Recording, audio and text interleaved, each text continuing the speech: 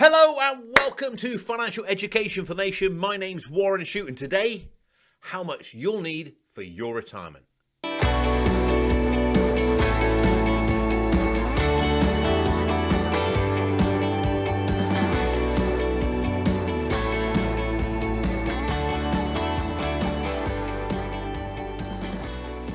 Hello and welcome. How are you all doing? It's getting warmer. That means I'm feeling happier. The sky's blue today, and I'm not shivering in my studio, which is great news. I always struggle when the cold weather comes, and I love spring because it's leading on to summer, and I love autumn actually. It's just those wintry months that I struggle with. So if you're with me, raise your hand, say aye. Yes, I know there's some of you out there, because when I talk to you on the phone and listen to what you have to say, you also say the same. So today we're looking at retirement, the R word. Now, retirement in my practice in Lexington doesn't really exist, because I feel you have chapters in your life and you transition between these chapters. In retirement, for me, conjures up this image of someone working a factory for 40 years and then stopping at 65 and then living their retirement on their pension. In 2022 and beyond, that's not how things happen, I don't think. We tend to have a bit more of a flexible retirement period. So we're really looking at that chapter of your life when you're transitioning from living mainly off of earned income to transitioning to perhaps living off of some earned and some investment income, and then perhaps purely on investment income. You have this transition, this flow, if you would like. So how much is enough? What's your number? Have a think. What do you think? Let's play a game. How much do you think you need for your retirement? Or should I say, how much do you think you need to be financially independent? Because let's face it, that's what retirement is. You've got your whole life to create financial independency. And if you don't create it by the R date, retirement date, it's forced upon you. And your independence becomes part of your lifestyle. So in other words, you change your lifestyle to meet your needs. That's another way of looking at things. So you've got your whole life, your whole working life at least. So perhaps from around 18 or 21 for most people, all the way through until you have to stop working. And sometimes that's well into your 70s, and it might have to stop working because of illness. But you have to adapt your lifestyle for it. But let's say for most of us, we're going to choose retirement. We're going to focus on this financial independence date, and we're going to look for it. How much is your number? What do you need to, and that's a great book, by the way, Your Number by Eisenberg. I think his name is Mark Eisenberg. It's not on my shelf, it's in my library. I have a library of books. I have loads of books, but it's a great book. Your Number. He was a New York Times journalist, and he wrote about how much money do you need to be financially independent. He started talking to his friends and contacts he's made. I'm going off on a tangent, but the nuts of it is he talks about how much you need for his retirement or for your retirement. Hey, look, none of us are getting any younger, okay? Precious time is slipping away for all of us. We have this date in the sand. It's going to be a time when we no longer want to work. I know I work incredibly hard because I enjoy it, but I don't work as hard as I did 10 years ago or 20 years ago. And I think in 10, 20 years' time, I'll work less hard than I do today, because I won't have the drive, the energy. So you need to create this financial independence outside of work. And this has been labelled retirement for many years. Now, Nikki, my wife, gets frustrated that I spend so much time focusing and planning our retirement, our future financial independence. She says, you spend more time doing that, you'll do talking about our summer holiday. As we age, our wealth window reduces. You know, it's like if we have 10 years until we want to go, until we say, right, that's it, no more working, I want to be independent. We have 10 years. That's 120 paychecks. And the smaller that wealth window gets, the harder it is to get through. So we really have to focus on paying attention, saying, okay, what needs to happen in order for me to become financially independent? There's no escaping, okay, that for most people, saving money, stroke investing, isn't a fun experience, because you're taking money from the present and putting it aside for a future event.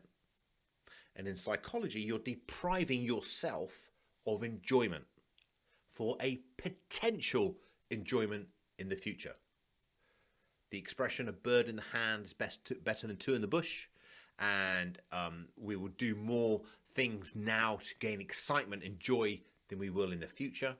That's what's going against us. We're getting our pay slip in, we're getting our paycheck in, which by the fact is delayed in itself. We have to work a whole month before we get it. So we're delaying our gratification already. And then I'm saying to you, you need to put some money aside to delay the enjoyment of that money for some of you 30, possibly 40 years, depending on your ages, because you need to build this amount of money up. But today is not how to invest, it's more how much. What do we need? What's our target? What are we aiming for? Okay, I've covered lots of shows on how to invest and what to invest in. I'll definitely cover them again. If there's anything you want more specific around ISAs, pensions, anything like that, just message me. I'm very happy to cover them. But really, it's like now today's show is more about, well, what's my number? What do I need to aim towards? If I know what I got to do, I'll work towards it. That's something I get told a lot from clients. Warren, just tell me what the problem is. Tell me what the solution is. Not the problem, sorry. Tell me what the solution is. Tell me what I've got to do. Leave me to it. I'll just work and I'll get that done. In fact, I heard it last week. And in the 27 years I think I've been doing financial planning, I've heard it so often.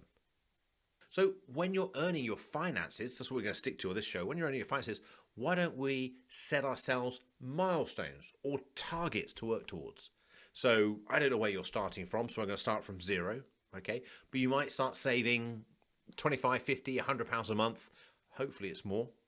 And you'll start saying, okay, well, look, I'm going to celebrate. I'm going to really acknowledge when I get to £1,000. And then I'm going to do the same again when I get to, say, 2,500, in 5,000. And you have these line markers in the sand, and eventually it will be 250,000. And before you know it, that 250,000 is 500,000. And then you're really getting into meaty figures because it accelerates. And from 500,000 to 1 million goes like that. And when you get to 1 million, it kind of feels, this stuff works. That excitable guy on the podcast was actually right. I just stuck to it. I listened to that so long ago, but what he said was true. Consistency and discipline, keep putting the money aside, pound cost averaging, investing the money. I set my milestones, my targets, it kept me engaged. And you can even do a calculator to say, well, where would I be based on this performance over my lifetime, and therefore have these check-ins.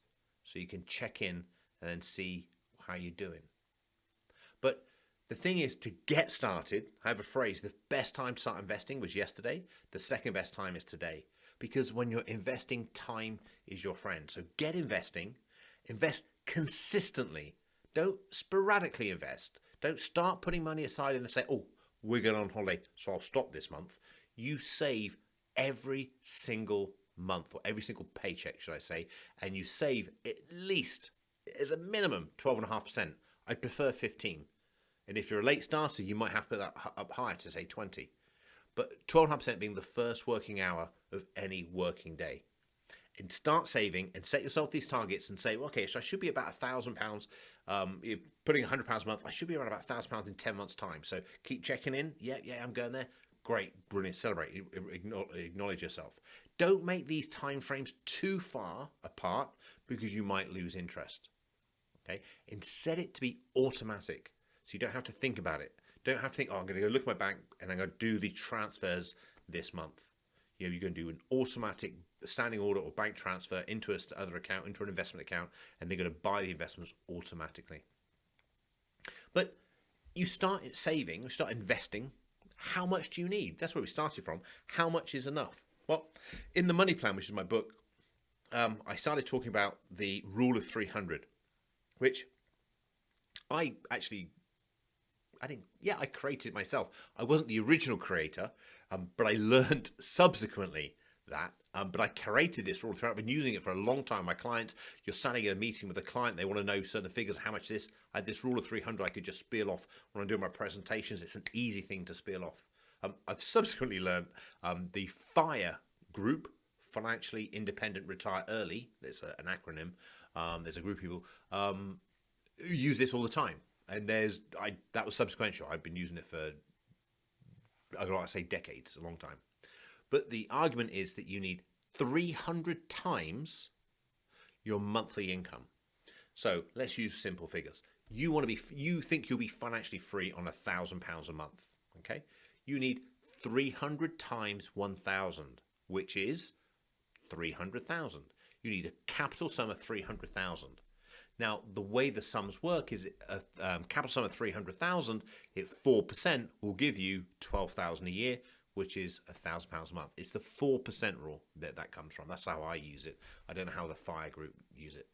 But the 4% income rule is a fairly realistic and arguably, it's a very reasonable, I was going to say conservative, but I don't want to get too excited with people. It's a very reasonable sum to use, okay? It's something I would use in my planning practice.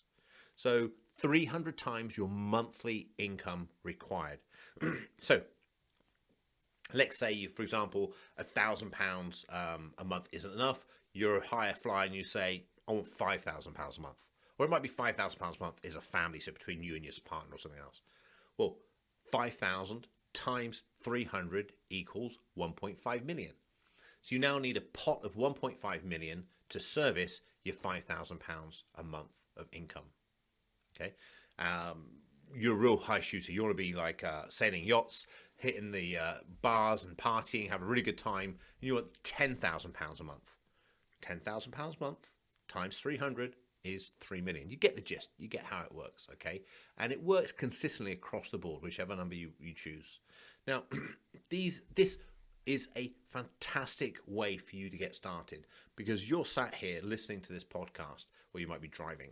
You might be thinking, well, actually, I've got maybe £200,000 saved in different pension accounts and stuff, and I'm putting away a couple £100 a month or what have you.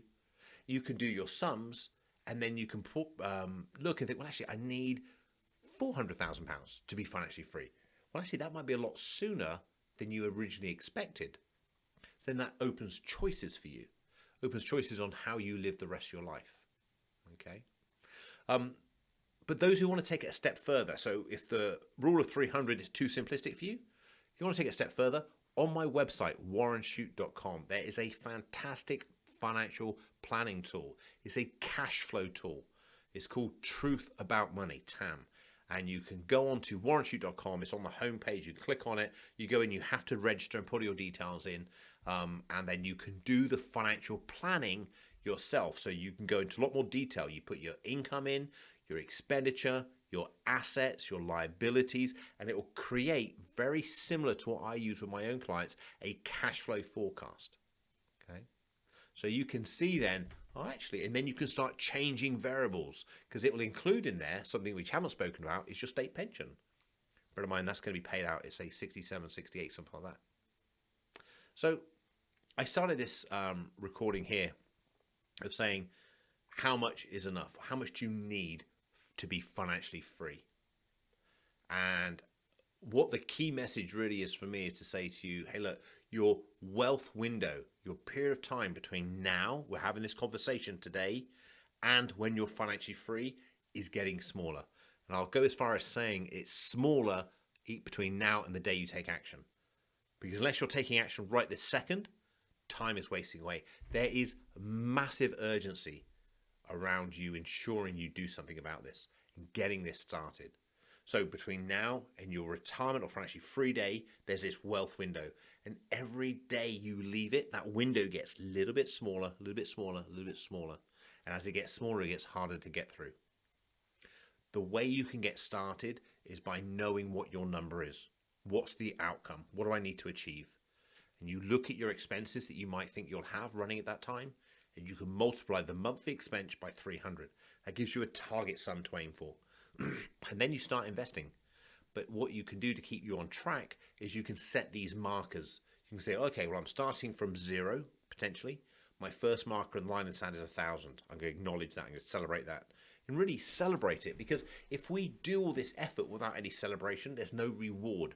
And having a reward from investing in 20, 30 years' time is too delayed. You've got to reward yourself and congratulate yourself along the way.